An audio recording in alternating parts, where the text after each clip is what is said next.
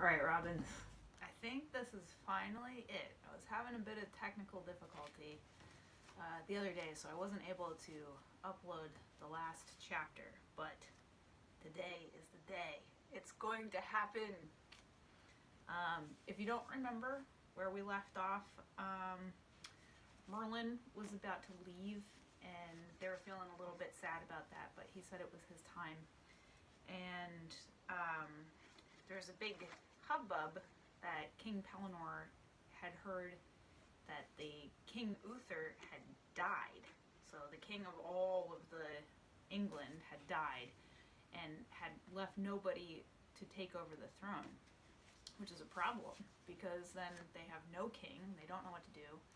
But King Pellinor was saying that there was a sword that was in a stone outside of a church, and written on the handle of the sword had some kind of message in it that said whoever was able to pull that sword out would become the next king of England.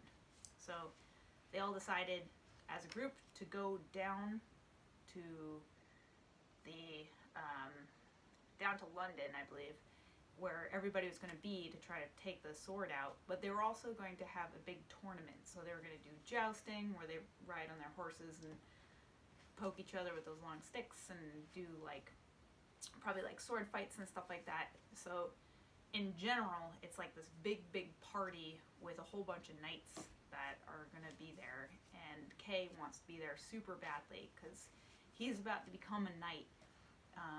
And why not become a knight in the middle of this huge, crazy celebration where people are really excited and you never know who's going to become king. So convinces everybody to kind of pack up and go. So here we go. The knighting took place in a whirl of preparations. Kay's sumptuous bath had to be set up in the box room between two towel horses in an old box of selected games which contained a worn-out straw dartboard. It was called a flechette in those days, because all other rooms were full of packing. The nurse spent the whole time constructing new warm pants for everybody, on the principle that the climate of any place outside of the Forest Sauvage must be treacherous to the extreme. And as for the sergeant, he polished all the armor until it was quite brittle, and sharpened the swords until they were almost worn away. At last it was time to set out. Perhaps if you happened not to have lived in the old England of the 12th century, or whenever it was, and in a remote castle on the borders of the marches at that, you would find it difficult to imagine the wonders of their journey. The road or track ran most of the time along the high ridges of the hills or downs, and they could look down on either side of them upon the desolate marches where the snowy reeds sighed and the ice crackled and the duck and the red sunsets quacked loud on the winter air. The whole country was like that. Perhaps there would be a moory marsh on one side of the ridge and a forest of 100,000 acres on the other, with all the great branches weighted in white.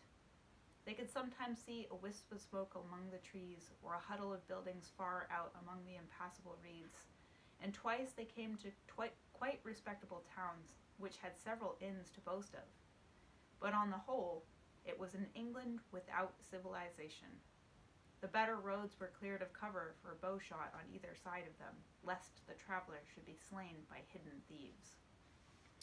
So remember when we were doing our research project, and Ruby and Elizabeth were talking about medieval travel, this is a really good example of how medieval travel was kind of complicated. You might get robbed while you were walking down the road, and remember they were saying that the roads are terrible. They're not maintained, so it was really hard to travel, and they're going to be on foot or horses, and it's going to take them a long time. They slept where they could, sometimes in the hut of some cottager who was prepared to welcome them, sometimes in the castle of a brother knight who invited them to refresh themselves, sometimes in the firelight and fleas of a dirty little hovel with a bush tied to a pole outside of it. This was the signboard used at that time by inns. And once or twice on the open ground, all huddled together for warmth between their grazing chargers. Wherever they went and wherever they slept, the east wind whistled in the reeds, and the geese went high in the starlight, honking at the stars. London was full to the brim. If Sir Ector had not been lucky enough to own a little land in Pye Street on which there stood a respectable inn, there would have been hard to find lodging. But he did own it, and as a matter of fact, drew most of his dividends from that source. So they were able to get 3 beds between the 5 of them. They thought themselves fortunate.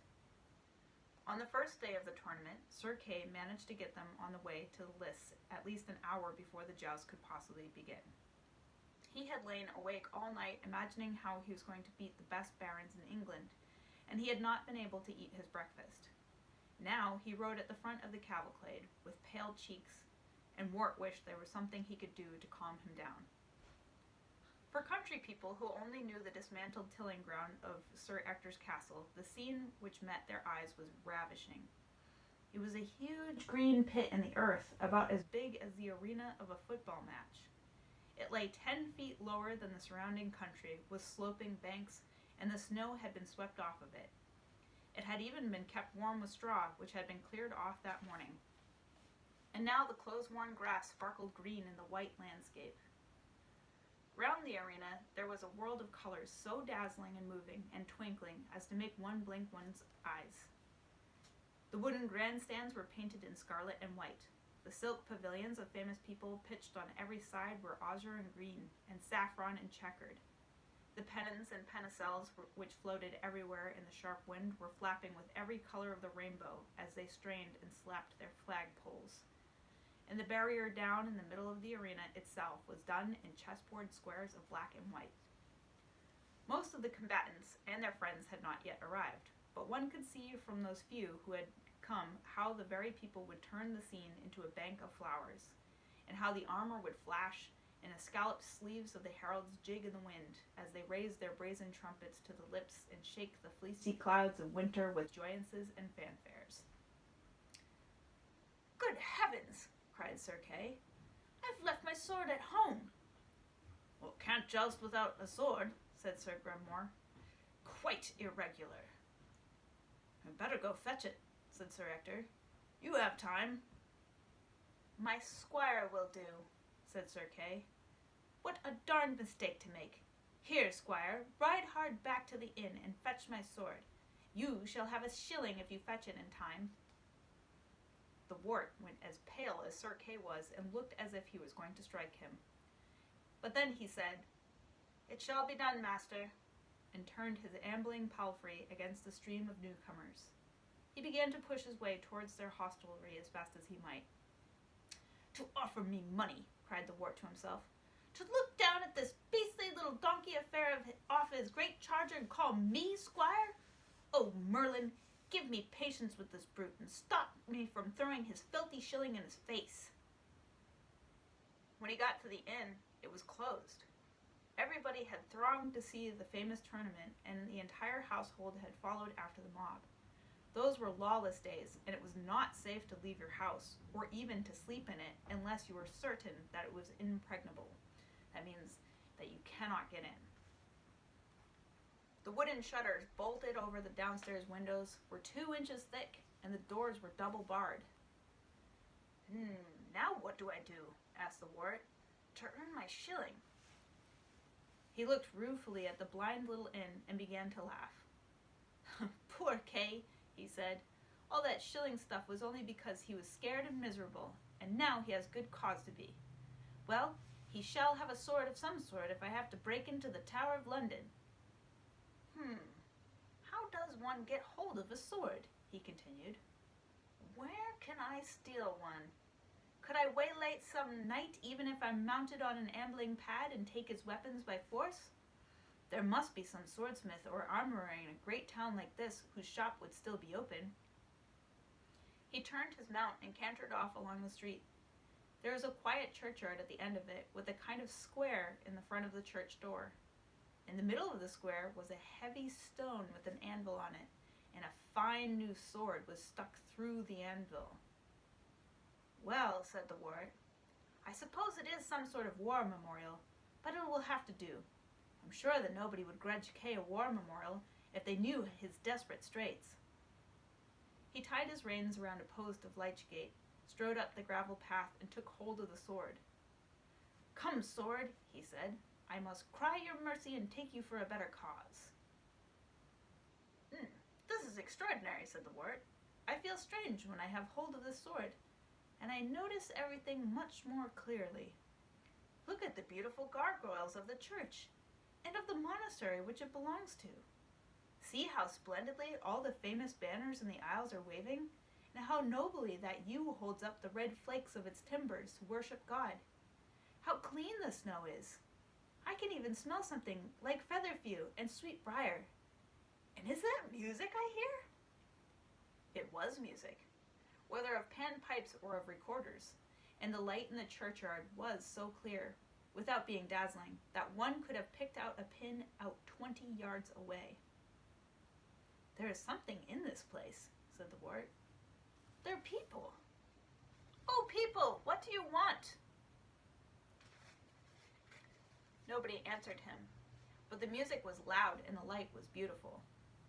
People, cried the wart, I must take this sword. It is not for me, but for Kay. I will bring it back. But there was still no answer, and Wart turned back to the anvil. He saw the golden letters, which he did not read, and the jewels on the pommel flashing in the lovely light. Come, sword, said the wart. He took hold of the handles with both hands and strained against the stone. There was a melodious consort of the recorders, but nothing moved. The wart let go of the handles when they were beginning to bite into the palms of his hands and stepped back, seeing stars. Ooh, it is well fixed, he said. He took hold of it again and pulled it with all of his might. The music played more strongly, and the light all about the churchyard glowed like amethyst, but the sword was still stuck. Oh, Merlin, cried the wart, help me get this weapon. There was a kind of rushing noise, and a long chord played along with it. All around the churchyard there was hundreds of old friends. They rose over the church wall all together, like the Punch and Judy ghosts of remembered days.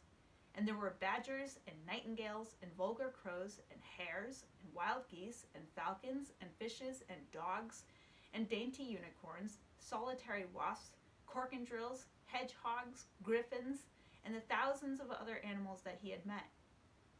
They loomed around the church wall, the lovers and helpers of the wart, and they all spoke solemnly in turn. Some of them had come from the banners in the church where they were painted in heraldry, and some from the waters and the sky and the fields about. But all, down to the smallest shrew mouse, had come to help on account of love. Wart felt his power grow. Put your back into it, said a loose, or a pike, of none of the heraldic banners. As you did once when I was going to snap you up. Remember that power springs from the nape of the neck. What about those forearms? Asked the badger gravely. That are held together by a chest. Come along, my dear embryo, and find your tool. A merlin sitting at top of the yew tree cried out, Now then, Captain Wart, what is the first law of the foot? I thought once I heard something about never letting go.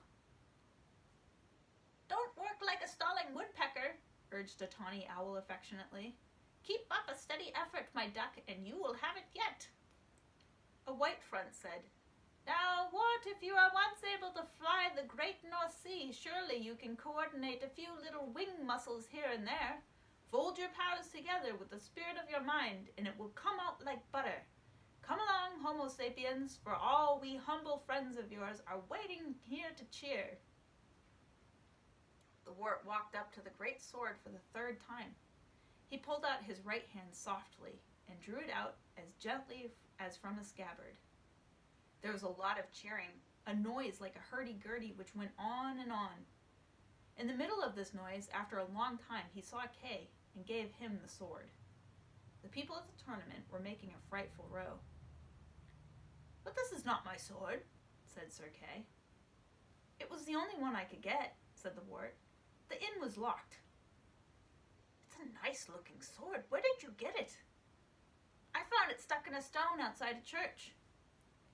Sir Kay had been watching the tilling nervously, waiting for his turn, and had not paid much attention to his squire. That's a funny place to find one, he said.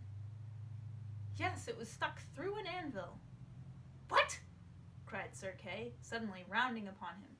Did you just say this sword was stuck in a stone? It was, said the wart. It was sort of a war memorial. Sir Kay stared at him for several seconds in amazement, opened his mouth and shut it again, licked his lips, and then turned his back and plunged through the crowd.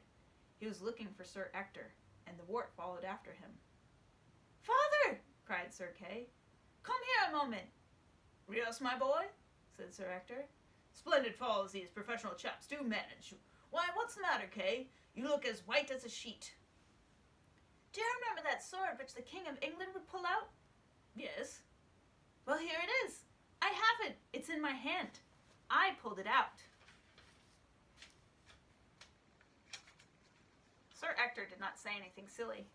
He looked at Kay and he looked at the wart, and then he stared at Kay again, long and lovingly, and he said, "We will go back to the church." "Now then, Kay," he said, when they were finally at the church door. He looked at his firstborn kindly, but straight between the eyes. "Here's the stone, and you have the sword. It'll make you the King of England, and you are my son that I am proud of and always will be, whatever you do. Will you promise me that you took it out by your own might?" Kay looked at his father. He also looked at the wart and the sword. Then he handed the sword to Wart quite quietly. He said, "I am a liar." Wart pulled it out. As far as the wart was concerned, there was a time after this in which Sir Ector kept on telling him to put the sword back into the stone, which he did, and in which Sir Ector and Kay then vainly tried to take it out. The wart took it out for them and stuck it back in once or twice.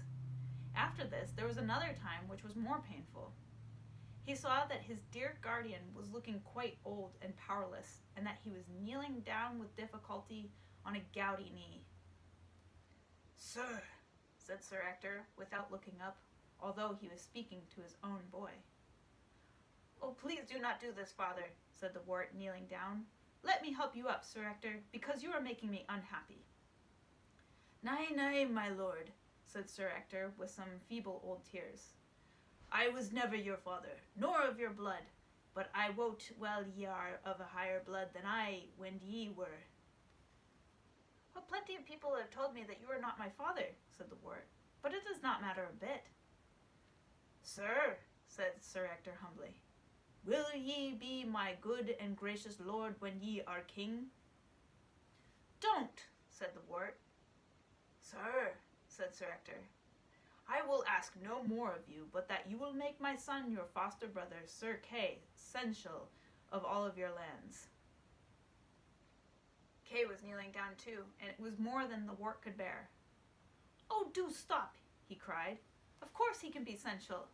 If I had got to be this king, and... Oh, father, don't kneel down like that, because it breaks my heart. Please get up, Sir Ector, and don't make everything so horrible. Oh dear, I wish I had never seen that filthy sword at all." And then the wart also burst into tears.